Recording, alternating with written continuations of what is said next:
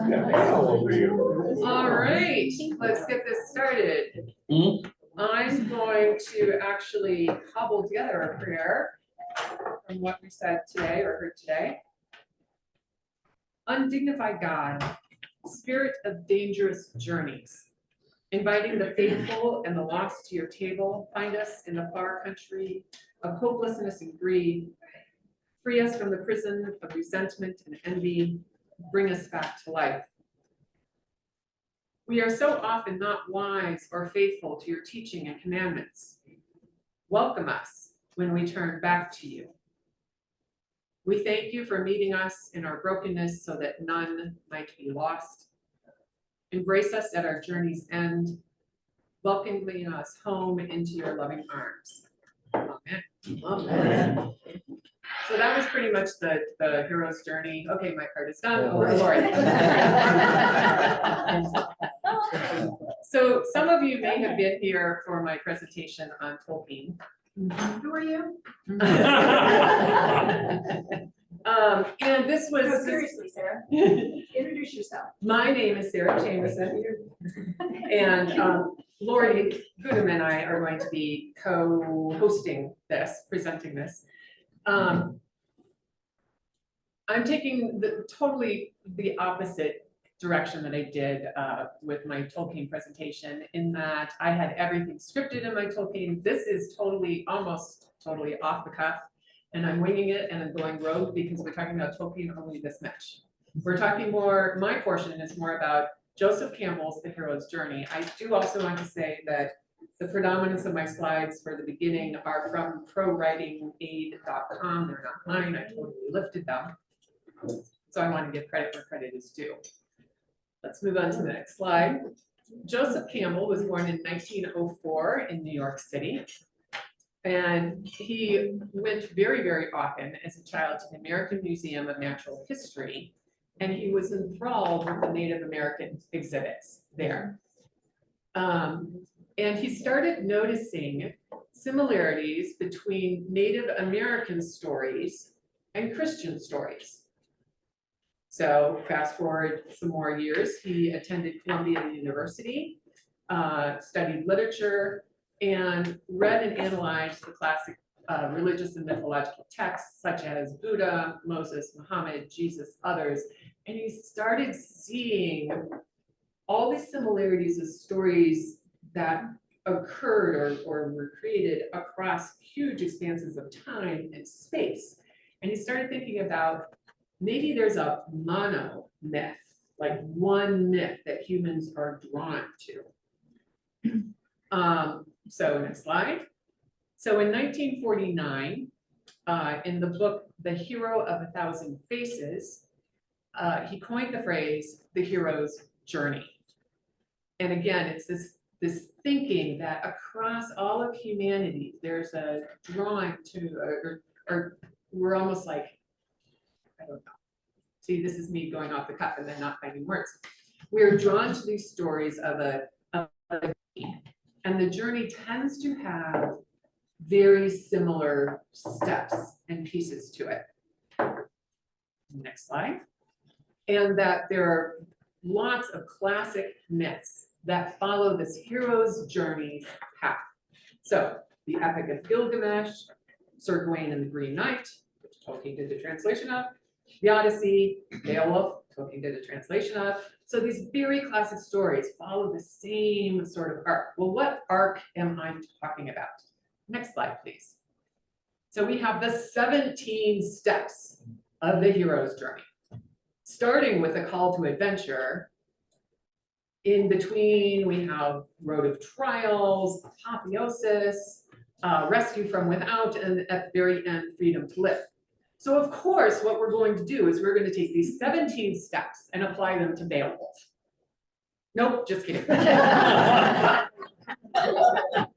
You guys. So let's sort of forget about the 17 steps. Next slide. We're going to the 3 stages of Campbell's hero's journey. They are departure, initiation. I also like to think of it as trials and tribulations, and return. And return really also encompasses return as something better, healed, renewed. It's not coming back exactly the same as you left. So what I really wanted to do was just sort of work with you all to see if we could identify these 3 stages of Campbell's hero's journey: departure, initiation, return, on some stories. And we are not going to do Beowulf. Okay, next slide. The first one is going to be Little Red Riding Hood. So we have departure, initiation, return. Does somebody want to sort of talk out loud about how you see this story and how these stages might fit with that story? If not, I will do it, but I'd like to hear from one of you. Once upon a time. Okay, can I just do departure? Okay, And then somebody else can okay. fill in the blanks. Gonna do it. So departure, I've always imagined Little Red Riding Hood as that time of childhood, when I at least, and others, I think, well, I'm not gonna do what she said I have to do. I'm leaving here because she told me to whatever, make my bed or something, you know, that I thought was unnecessary. And so it's sort of a rebellion against what you are, but of course then initiation happens and you run home. Mhm. And, but that's, so that's, and particularly in that picture you have, look at her face, it's like, oh, maybe this wasn't such a good idea, you know. Okay, Becky. I would say that she is, once upon a time, she's sent out by her mother to go to her grandmother's house with her basket of goodies. And in the original story, it includes a bottle of wine. And so that's the departure, and she has to walk through the woods at a time when the woods were mysterious and scary and you could get lost. Her initiation is, she gets to grandma's house and the wolf is there, disguised as grandma, and you know, what big teeth you have. And eventually, she starts to see through it when the wolf is going to eat her up. And that is when the stranger, the woodman, comes in and helps rescue her. And then the return is she's a little older and wiser, and she goes home and lives happily ever after with grandma, and grandma's still alive. Yeah, right, reunited with grandma. Okay, so do people see how that goes together? Yes, Jamie. I just wanted to add the initiation was her discovering that things are not what they seem. Oh, yeah. The hero's journey very often has a, I see things differently because of what I've learned. Or, yes, so that's very important. I'm sure that's one of the 17 steps. Okay, so we see sort of that arc. Let's try another story. Now, Lord of the Rings, I can take this one, or if we've got really good Lord of the Rings fans out there, somebody can give it a try. I want to hear you do it. Okay. So I'm going to follow the path of Frodo, who many people think is the hero of the Lord of the Rings. That is a little bit arguable, but we won't get into that because you guys don't want to be here for 4 hours. So Frodo. Can I vote for Sam? Sam, Team Sam. Exactly, exactly. No course in the end, it's gone. Gollum has his role to play. If Gollum wasn't there, if Gollum wasn't allowed to live until he didn't, things would not have turned out well. So Frodo and Sam, but let's look at Frodo.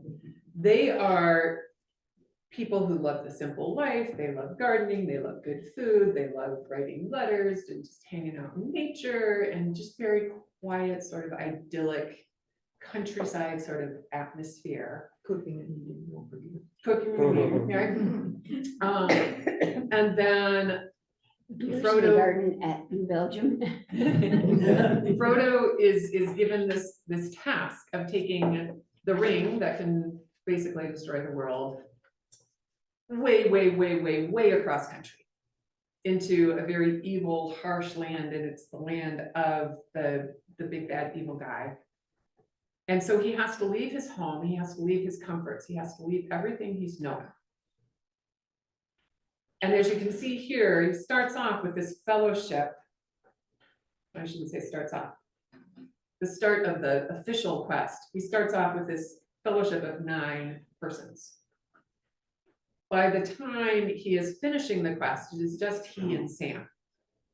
So the fellowship has been stripped away from him as well. Not only is he moving physically through the land into places he doesn't know, the people he knows are getting stripped away from him. And at the very end, his memories are even getting stripped away from him. He cannot remember the Shire, his home. He can't remember the taste of strawberries. You know, he just, everything is taken away from him. So that's the initiation. And then the return, and this is one of the things I love about the Lord of the Rings. They do win the battle. He gets to go home. His, yeah, spoiler. He gets to go home. He actually gets to go back to his own home, which he had sold, and he refurbishes it. The twist in the Lord of the Rings, though, is that Frodo was able to do this work and to save the world, but it was not saved for him. He has hurts that are too deep, that cannot be healed. They can be lessened, but they cannot be healed. And so it's a very bittersweet moment when he realizes he cannot stay in the Shire. And to get ultimate healing, he needs to again leave home. So we have the departure, the initiation, the return, and then his ultimate return to basically, you can sort of think of it as heaven, sort of kind of. Okay, let's do another one that people might be a little bit more familiar with. Star Wars, A New Hope. It has to be A New Hope because that's like the original. So who wants to take a crack at part or all of departure, initiation, return for Mr. Luke Skywalker?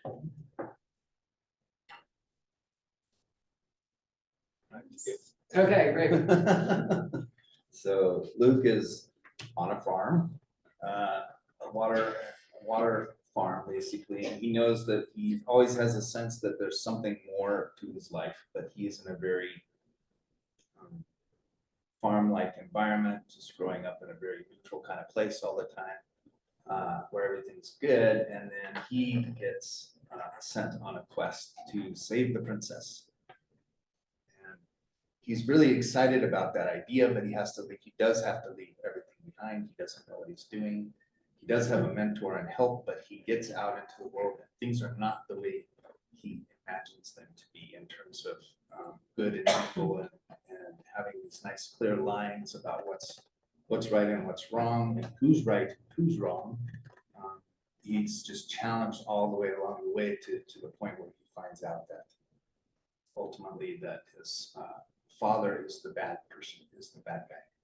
And then he goes through all of that, succeeds in the end, destroys the Death Star, and Yahoo! I'm mixing a couple of movies together, sorry. Wait a minute, he doesn't know that Darth Vader's. But he goes through all these challenges, and then he does eventually return, but injured and with a lot of different knowledge that he had. Any other thoughts, comments? Okay. He loses his mentor, which is part of his growth process. Yes, Yeah. that's stripping away. And isn't that a true life sort of thing? Yeah. To have somebody that you really leaned on. Okay, And he finds some of his new mentors are people that he doesn't quite trust at first. He doesn't know if they're good, bad, whatever. Like Han Solo, his kind of maverick approach to things, good and evil. And that's kind of like Frodo in Lord of the Rings too. The first helper that Frodo comes across is a strange, scary seeming fellow who he really doesn't trust, and he should, that's the one he should trust, of all the people that he's with in that setting. Yeah. Okay, let's do one more. Toy Story. Now, have we all seen the first Toy Story? It's been a while, but. No? No? Oh, we need to watch it sometime. We'll watch it. Okay. Okay. So I'll go ahead and do this one unless somebody wants to jump on it. You have toys who have their own life that happens when their child is not around. Like they adore the time with the child, but they have their own lives that happen when the child is not around. And Woody, the cowboy, has been Andy's favorite now for probably, I don't know, 3-4-ish years. And he is, you know, he's like the leader of all of the toys in Andy's room. And it's a sign of great love and affection. It's like the sign of the cross. I don't know if I was just blasphemous there, but Andy takes a permanent marker and he writes Andy on the toy's foot to mark that, you know, Woody is Andy's own. Andy's birthday comes around and Buzz Lightyear, Space Ranger, shows up and he becomes Andy's favorite. And Woody has a real hard time with this. And Woody is not dealing with it well and sort of accidentally on purpose gets Buzz lost. At first it was supposed to be just like between the bed or the desk and the wall, but it turned out that things happened and Buzz got basically tossed out the window. And so now the rest of the toys are seeing Woody for who he is right now. He's vengeful, he's petty, he's, you know, just not the stand-up guy that they thought he was. And so Woody realizes he's gonna have to go on this journey to rescue Buzz so that he can be accepted by his community again. So he and Buzz have their own adventures. We also have a second story going on, which is just delightful. I've forgotten about it, in that Buzz actually does not realize that he's a toy. He thinks that he is Buzz Lightyear, Space Commander, you know, doing all these things and that he can actually fly and all this. So Buzz has his own story of realizing at one point that he is a toy and only a toy. But Buzz helps Woody realize that there can be strength in community. And Woody helps Buzz say, yes, you're a toy, but don't you know how great that is? That it is wonderful, that it is beautiful, that Andy loves us and we can make Andy happy. And so what I loved, I used this as an excuse to rewatch Toy Story Friday night. What I really loved is that the final part of it, Andy's family is moving from one house to another. And Woody and Buzz are trying to get back to the other toys and Andy while the moving truck and Andy's family car is moving from place A to place B. And Woody and Andy, don't ask, end up flying. And there's the moving truck with the back door open and the toys are there going, yeah, we're here, come in, come in. And Buzz overshoots the moving truck. And Woody's like, what are you doing? What are you doing? The moving truck, the moving truck. He's like, we're not going to the moving truck. And they go to the car in front of them, the sunroof is open, and they drop into the box of toys that is right next to Andy. So very significantly showing that the departure and the return is the toys to Andy. Andy is their primary. So if you're at all interested, if you don't know about the hero's journey, I would recommend The Hero with 1,000 Faces, Joseph Campbell's book. Next slide. The one thing I will mention, remember, he was born in 1904. He wrote the Hero with a Thousand Faces in 1949. The hero's journey is heavily weighted toward a masculine, go out and conquer and fight, and I am victorious, and I have done this quest, and I'm so much stronger. So there's not a lot of becoming stronger internally. There's some of that. I mean, you think of Yoda in the swamp with Luke. There is no try, there is only do, and Luke sort of like centers himself and believes in himself. So there is that. I'm not saying that there's none of that, but it'd be interesting. I started doing just a little bit of research, and I was like, too much for this class.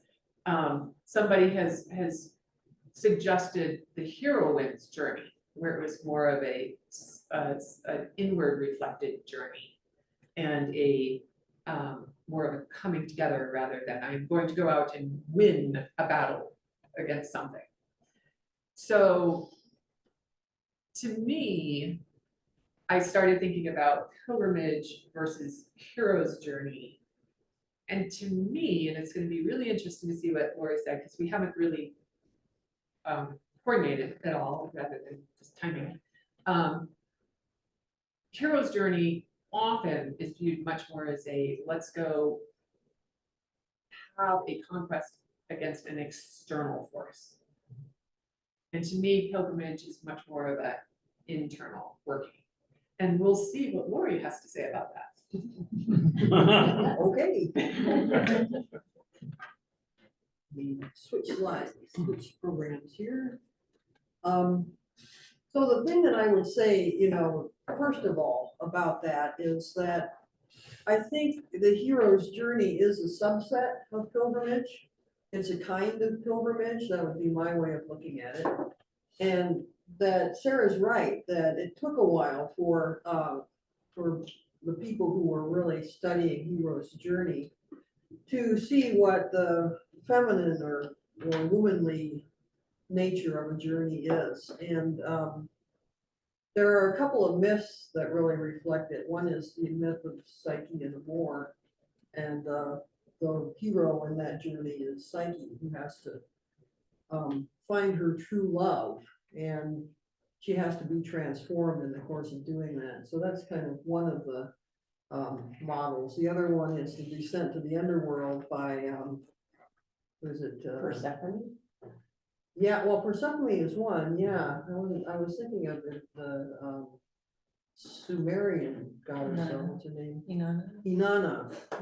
Yeah, who's the goddess of the sky, and she's all happy clappy up there, and then she has to go find her sister in the underworld, and so that's the journey down and in, and she has to lose all her clothes and come into the realm of the dark goddess naked, and she has to mourn and grieve and discover her deep sense of aloneness and pain, and then she's rescued by, it's such a fun story because she's rescued by these little tiny characters that one of the gods picks out from under his fingernail.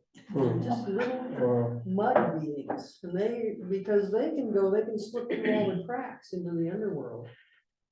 And the way they save Inanna is by talking to her sister, who is really deeply depressed. This is a very, very sad woman.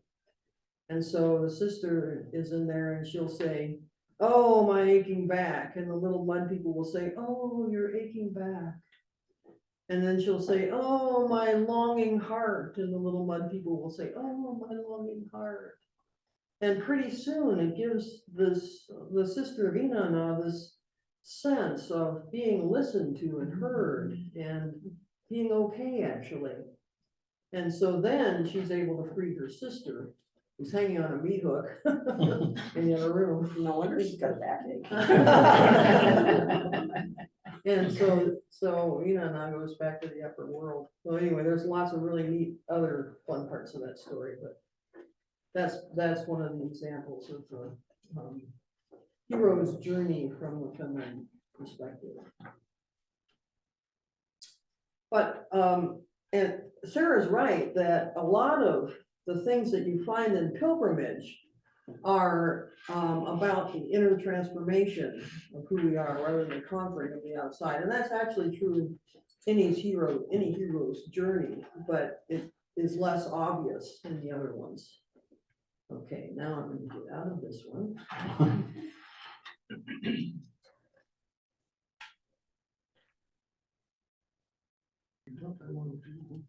Hold on a second. Intermission, yeah. So while we're intermissioning, what's everybody responding to that? What's your response to all that? I have a question. Yeah, Amy, do you have a recommendation for a story of Inanna that you would recommend? Yeah. A particular version or? There's a recent, oh my goodness, there's a recent translation of all the Gilgamesh stories. Is it in Gilgamesh? Yeah, Is it? yeah, isn't it? Anybody? Let me think about that, Barbara, I might have to get that. Okay, thanks. Yeah, there is one that has the myth itself in it, right. and it's called Inanna something, something, and I can't remember who it's written by. I can also look. Yeah, let's just look. We'll look and let you know. I think there's something you said that it seems like the hero's journey in reference to pilgrimage is the physical part of it. Well, maybe the hero's journey is the mental or spiritual part of it. And maybe you would go for actual pilgrimage or something. Yeah. I think you're really right about that, yeah. That it has to have both aspects to be a true hero's journey. Okay, but now I'm gonna turn to some of the other companions in this story, The Lord of the Rings. So I've got some reading for us to do. And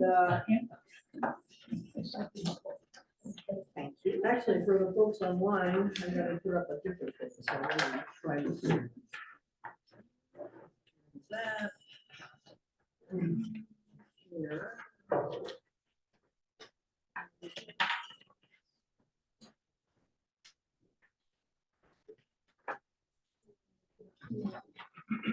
Anybody have one?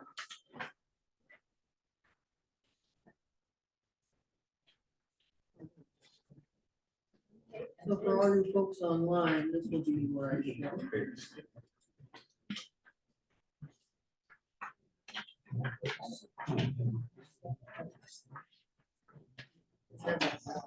Yeah. Everybody has one, right? Okay. Okay, so this little piece of the story is about the two other hobbits that went with Sam and Frodo. And these guys, they started out with Sam and Frodo because they wanted to keep them company in this really, really dangerous situation. And their thinking was, you need your friends, you can't do this alone. You know, you really need your buddies with you. And so that worked out fine for the first half of the mission, but then they got separated and Frodo and Sam had to go into the dark land all by themselves.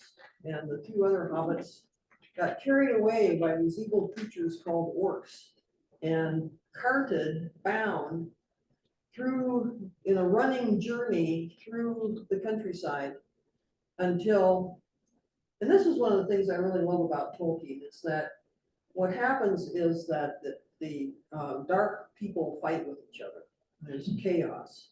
And Tolkien's idea, and C.S. Lewis does this too, is that you can't have a destructive force without it destroying itself as well. That it's not organized well enough to not cause damage internally to itself. And so there's always mess ups.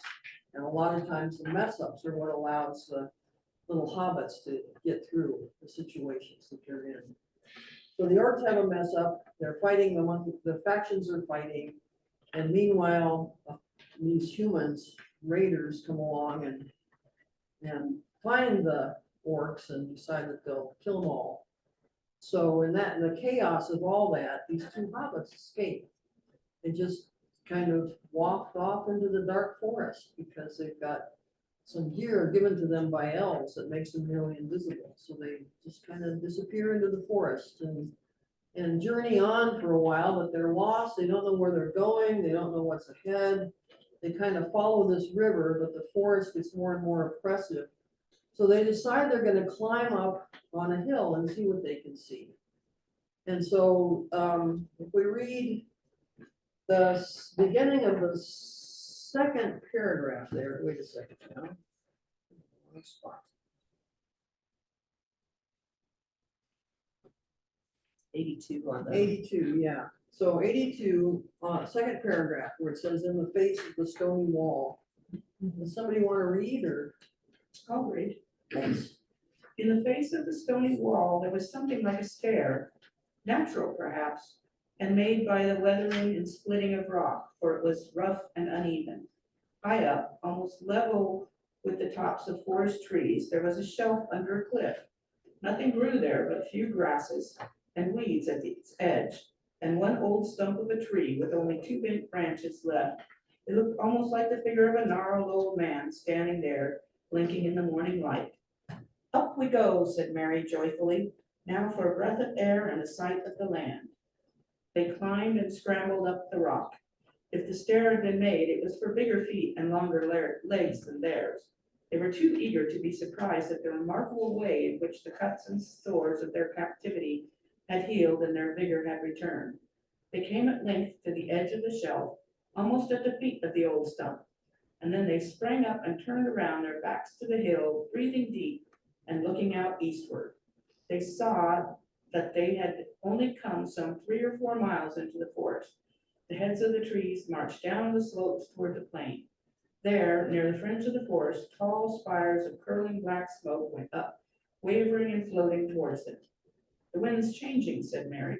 It's turned east again. It feels cool up here. Yes, Pippin said. I'm afraid this is only a passing gleam, and it will again all go gray. What a pity. This shaggy old forest looks so different in the sunlight. I almost felt I liked the place. Almost felt you liked the forest? That's good. Uncommonly good of you, said a strange voice.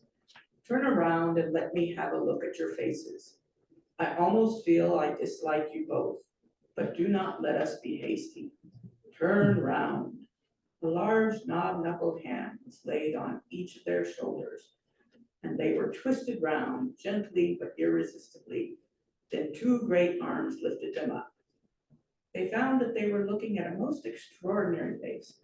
It belonged to a large, man-like, almost troll-like figure, at least 14 feet high, very sturdy, with a tall head and hardly any neck.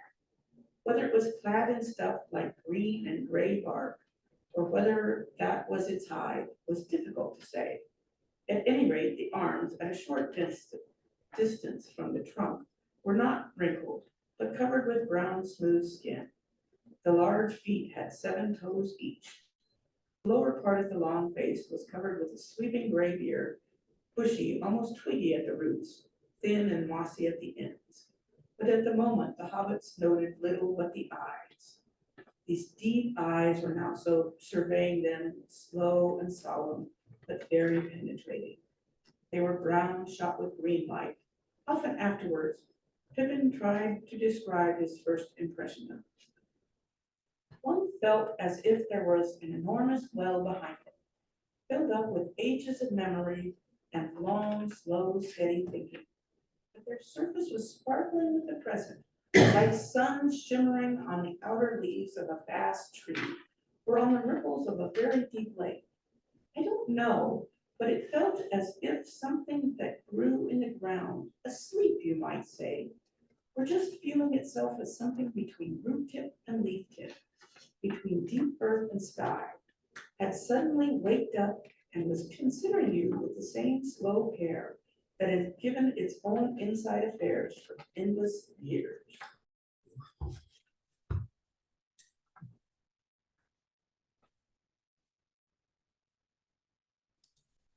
So that's the first story of the Ent. The Ents. And here's a picture that some artist created of an ent. Let's see, I'm gonna get this online for everybody.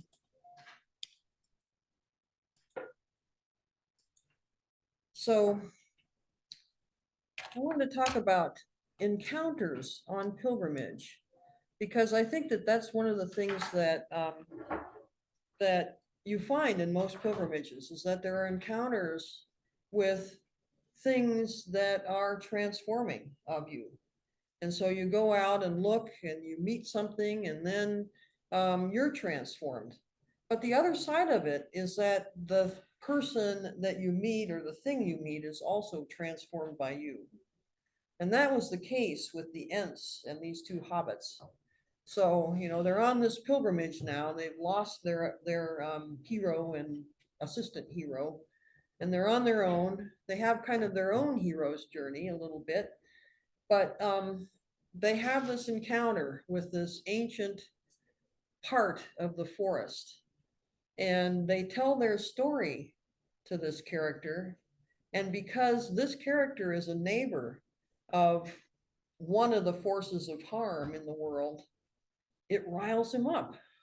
It takes a long time to do it, but he gets positively hasty and and decides he'll do something. And so the world is changed by that interaction between these little halflings and this giant tree character. So I wanted to think about exchanges that we may have had when we've been on pilgrimages and see what you think. An exchange that is transformational, maybe to both parties, and that brings insight and changes. The one that I remembered is that when I was young, I came back to Wyoming after I had been to college in the Bay Area. And when I was there in college, I'd had all kinds of experiences, including coming out to myself as lesbian. And so I came back a very different person than I had left. And then I had an experience where these dude ranchers kind of took me in. And dude ranchers back then were very, very gracious hosts. That was their job, you know. They found out about the world through the guests that visited them, and they really appreciated that. It was like things that they couldn't have learned any other way. They learned from their guests. And so I was telling them about some of my experiences in San Francisco, and they were telling me about some of their experiences in and around Wyoming. And between the two of us, we had a real transformation of our attitudes, because I'd been kind of anti-Republican at that point. I was like, oh, Republican, bad, you know, but and they, of course, were anti-hippie. And here I was a hippie, and here they were Republicans. And so we learned about each other in that setting in a way that was transformational to both. So I wonder about your examples. Do you have examples of when you've been on pilgrimage and had that kind of exchange?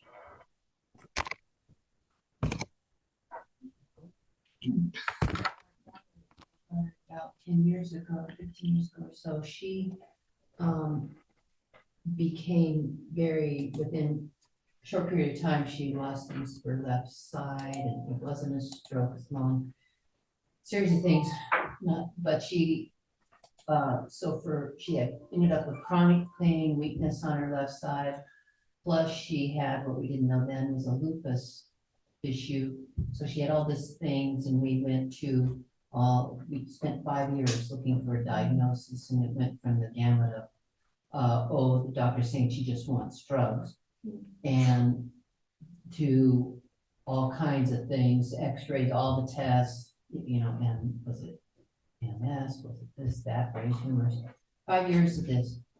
So we decided as a last resort to go on what I've always referred to as pilgrimage, and now I see that, oh, that's what it really was, is to the Mayo Clinic. And her case was so bizarre that they rushed her to get a spot. It's hard to get in there.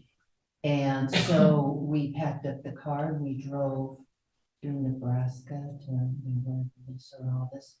And it was, we got there and we stayed in a house that was for people coming from afar to stay. And we heard all these stories. And we were so scared when we went there. We had had 5 years of wondering what was wrong with her. Was she gonna die from this, whatever, or what? What was up ahead? And we heard all these different stories, and it put in perspective that we were one of many people on a journey with scary stuff going on. And there was an exchange of empathy. So then we had 4 days of appointments, and we went to see man, Oz, if you will, but he was like, he is now the director of all neurological stuff at the clinic, and through his radiologist, we took the same things that they had done in Denver, the MRIs, put it before him. His radiologist had the wisdom to interpret it. Ends up she had spinal damage from a spinal stroke or a virus that attacked her spine, but it's 4 little spots. But then, so we went away from that, so changed. That night after we got the diagnosis, after 4 days of tests, it was like, yes, systemic lupus, but yes, here's what you do. He was frustrated that, he says, if I had seen you the first year, I could have helped you.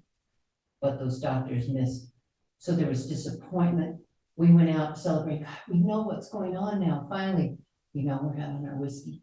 And they were going, oh shit, we know what's going on now. But, and at that moment, I looked outside the restaurant, and there was a woman with her little 3-year-old daughter. And I thought of all my hopes for my daughter. And we still didn't know what we were going back to, but we were changed, and we felt like, okay, now we have help. Now we're changed. We went back to a reality that's been difficult, but good and bad, but we were different people the way we approached it. We weren't just a drifter. This, and that's Wow. Yeah. Yeah, JT. What I love about your question or prompt is that it suggests that we need people, a community for change. And so that's what I'm really all over and appreciative of the challenge. Yeah.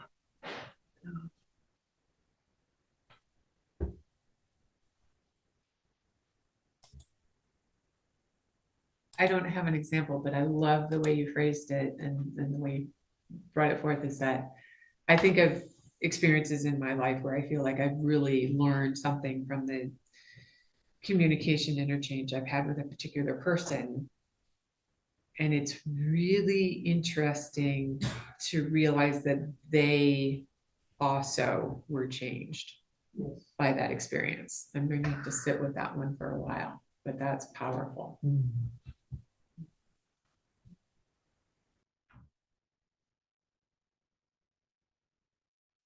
So encounters with environments is another aspect of the pilgrimage, and part of this little piece of the Lord of the Rings story as well.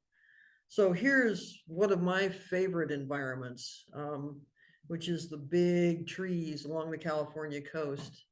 And they remind me some of many of Tolkien's forests that he talks about.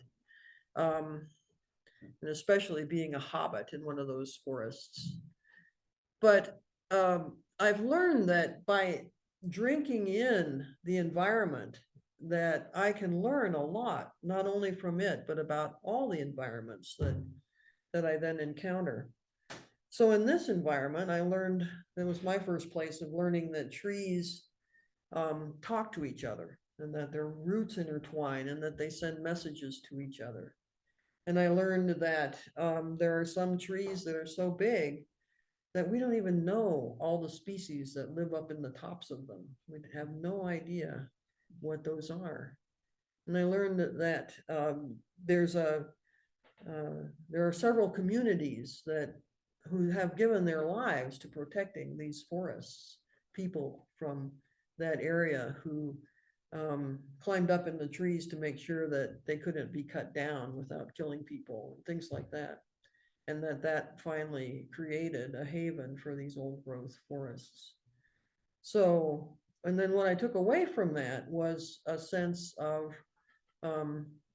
what I can do to help preserve forests that I'm in, how all of us as creatures are interrelated in ways that are surprising and deep and meaningful.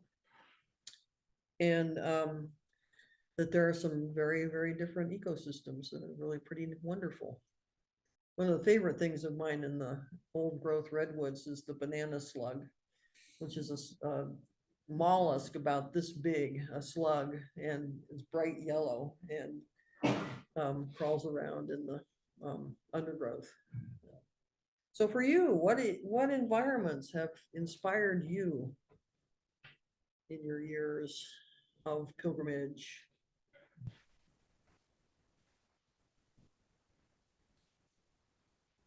Barb. When we lived in Bend, there was, I'm gonna cry. There was one particular lake that that was my lake, that I would go to regularly, sit by for hours. It spoke to me, and I'm not sure I had much to contribute to it, but it's just a really nurturing place for me. I have a little short story, Consistency of Nature. Growing up in northern Delaware, woods and a creek, and a little creek bank was very, very green moss. Can't get it here. And we went back a year ago with some friends to show Delaware and so on. And walking that same area, that same green, it's like lush carpeting. And it's still growing. Now, who knows how long it's actually been? That's something.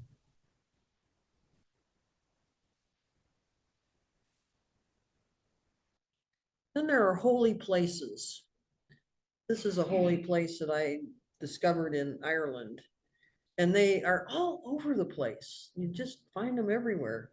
This one we got to by going through a farmer's gate onto his lane and then on a little trail that went back into the back of his farm. It was just there, you know, they had a little box for donations to help upkeep the trail, but it was just right there. But it felt like such a thin place when I was in it. And so holy. We don't know who made these. They're ancient. They're really, really, really ancient. Yeah, so holy places. There's a place in Chiricahua National Monument where the trees are in a circle and there's just a bare place in the middle. But I mean, the trees are in just a circle and you walk in the middle of them and you can just, the air, you can feel it breathe.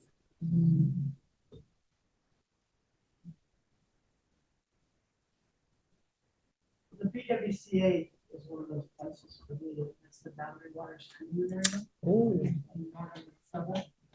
And if you've not had an opportunity to be there, one of the blessings of it is that it's there is no civilization. You have your canoe and all that you ever want to have when you're camping. You carry with you and you carry it on the back and then you canoe to the lake. And then you get out and portage all your gear and you get up on another lake. And we, one night, totally no moon, before the moon came out, got in a canoe and I laid back kind of on the back of the canoe and you could not, anyway, it was a time that the sky was full of stars and then they were reflected in the water. And I was sort of hanging. And there was no ambient light, there was no music, there was the stars.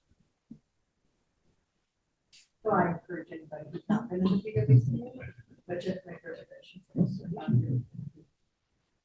This little green bridge that crosses over Spring Creek, is such a holy place for me. I'm new to town, but when I was thinking about bringing my family up there, the connection it gave me to the park and the green belt. Full disclosure, I'm a park planner, so now that my family is walking across that and we're throwing things off of it, it's just so dear to me. That's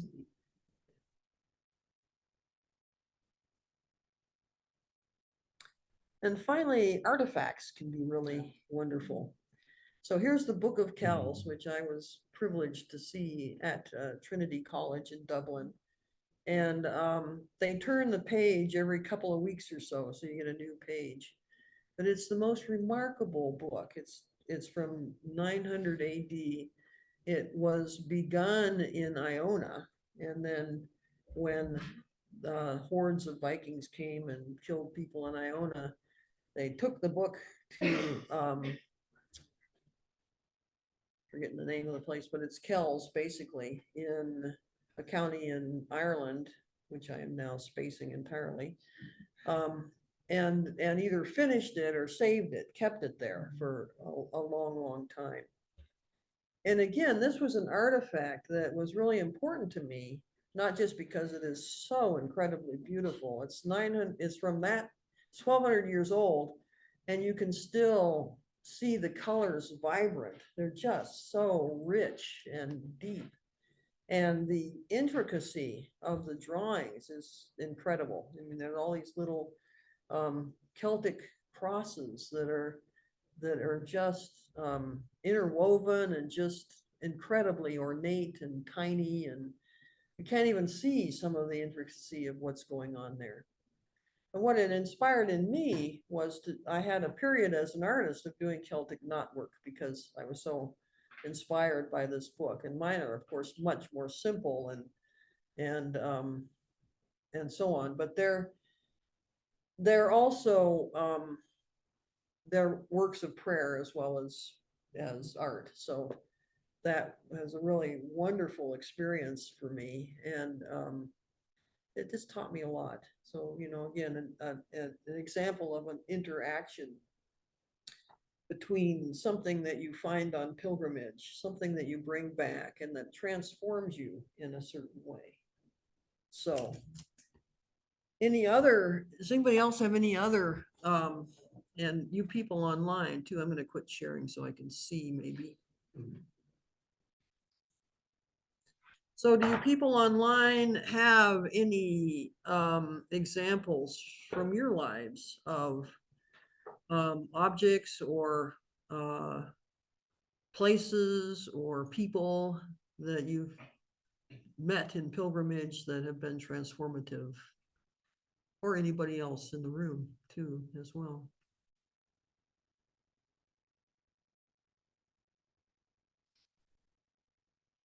Oh, here comes Elaine and Florian. Oh, just Okay. just briefly, I mean, any. Hold on a second, I don't have the right audio setting, it looks like.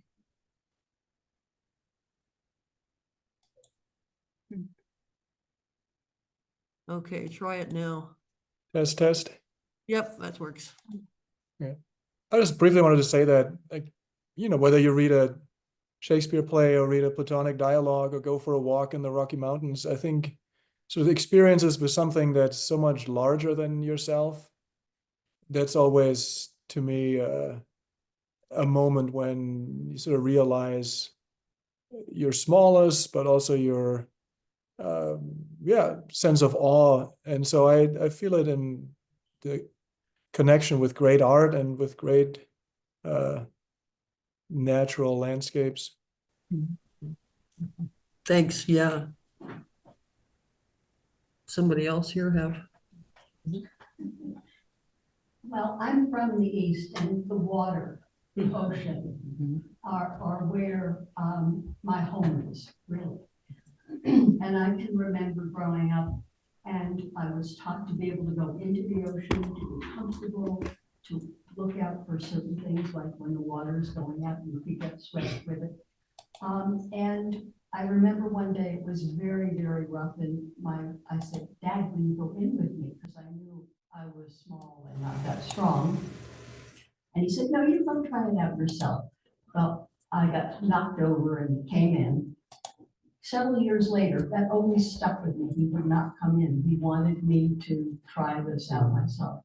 I was in Bermuda, as a matter of fact, with our family. So I had 2 little kids, my husband, we're all sitting on the beach, and there were hurricanes offshore. And which meant that the waves were not like normal waves. Well, I thought, well, I've grown up, I've been in the beach, I've ridden waves, I can do this. So I went in and all of a sudden there was an undertow, which was so powerful. I was just awestruck. And the only thing I could do, because bodily I was not making any progress. It was a man who spotted me. And it was an expression on my face that said, you are in trouble. You need help. And of course, I wasn't used to that because my father had said I could always take care of that. So sure enough, the man actually came in the water and grabbed my arm and helped me get through out of the waves. And of course, the waves kept coming in and they kept knocking me over. And it was the first time I thought, okay, I guess I can't really do all of this on my own. It was such a powerful force. And there are such powerful forces in life. Just to add on to that, it's beautiful, but it kind of goes back to that we need people. And so that when we see artifacts of any kind or experiences, that we have to lean on people. That in itself can be so thankfully transformative. Yeah, thanks. Well, one of the things that we have been in and placed very beautiful places in our lives. And we have had that joy of being exposed to what was created, what was how people lived, how people brought to us what we have now. We could see it in wonderful places. We were in Dublin. We saw that. We were also in California, and we saw those beautiful trees. I was born in North Carolina. I lived in those beautiful trees in the Smokies. I just have that inside me. And there certainly were times that I wish we could have stayed longer and been there and absorbed more. And we've got a trip coming up that is going to give us a whole new beauty of a piece of the world that we have never seen. And just being so grateful that we've had the ability to do it. Yeah. Still. I just want to go back to JT's point about people. Last summer, I was working with a group of folks, a spiritual community. We were working on suspended initiations inside us. So, you know, these initiations we've been talking about in recent weeks that are not necessarily physical pilgrimages, but those of you who have had the change in life status for changing your job or career or diagnosis like me. A lot of us have initiations, but they get suspended. We don't complete them because we don't have the return. And that return, I think, is so important because it is about being welcomed back into the community and learning our new place in the community, whether that's Frodo and I don't quite fit here exactly the same anymore, but that place is important. And as we're talking, I'm thinking about all of these personal pilgrimages. It's important for us to make sure we have that return through community, right? So I'll be super quick. I know we're out of time. So last summer, when I was working on suspended initiations of my own, I had one in particular that was from a health crisis in 2015 when I was at Anschutz and I went in for a heart procedure that they do in a very routine for most people procedure through a catheterization. Those are not routine for me. I had a physician who had to be pulled out of the room because he spent too long. He kept me in it too long. It was disastrous. I went into multi-organ failure. I was sent back to Mayo for my second surgery. Lots and lots of initiations throughout that time for my whole family and myself. But the one that wasn't completed was me learning and my family learning to demand what we needed from my physician. So last summer, I was at Anschutz for an ablation, a little heart or scarification thing. And they do that through a cath. And as they wheeled me into the same exact cath room, I started to have anxiety, right? And I stopped. Everyone in the room when I was first wheeled in was a woman. And this is just important for me, I think. The anesthesiologist and her team were the ones who were there, and they were all women. And I said, I have to say something. And they all circled around me, and I felt like I was in an ancient women's circle. And I got to speak. I said, I am terrified because, and they all stopped what they were doing. And if you know an OR, you don't take extra time for anything because it's money, but they all stopped. And in that moment, that was the completion of the initiation that I had almost 10 years suspended. So I think it's so true, this, we need each other to be welcomed back, whatever that looks like. That makes me think again of your story, Barb, and your lake, you know? That's like, I wonder, I wish there were a way that you could bring that to us somehow, you know? Yeah, there's something going on here with what folks are saying. Yeah. Cool. But I'm also think I just have the image of how many other people have been taking over the years a source of comfort from that same lake. And how you drew on them and they drew on you, and it's, yeah, I'm getting goosebumps. That energy stays there. That's like I feel that building that was built on our site on 1208 East Elizabeth has some really powerful energy in it because of all the good that we did there. Be interesting to see if there are any of those college students who feel that, yeah. But that's true of the Camino. I mean, 1,000+ years of people walking that dirt, praying, has changed that ground. It's changed that corridor. It's not the same as it was. And Betsy, we are taking a pilgrimage to that site together this summer. I don't know if you know, but that's one of our places that we'll go together, so. Yeah, I don't know how much could all be for that time period, because that's, my surgery is gonna be the 22nd of April. We'll find some way to.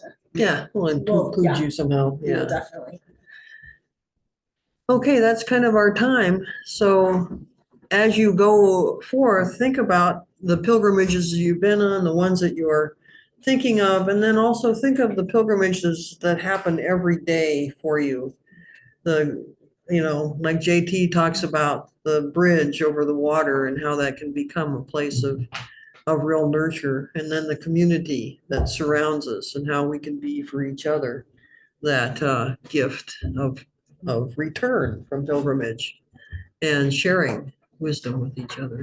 I think my going to the cardiologist was a pilgrimage of sorts, Yeah. and I did get cleared for surgery. So. Yay. Good.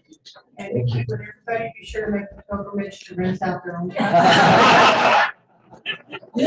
Thank you. Thank you all.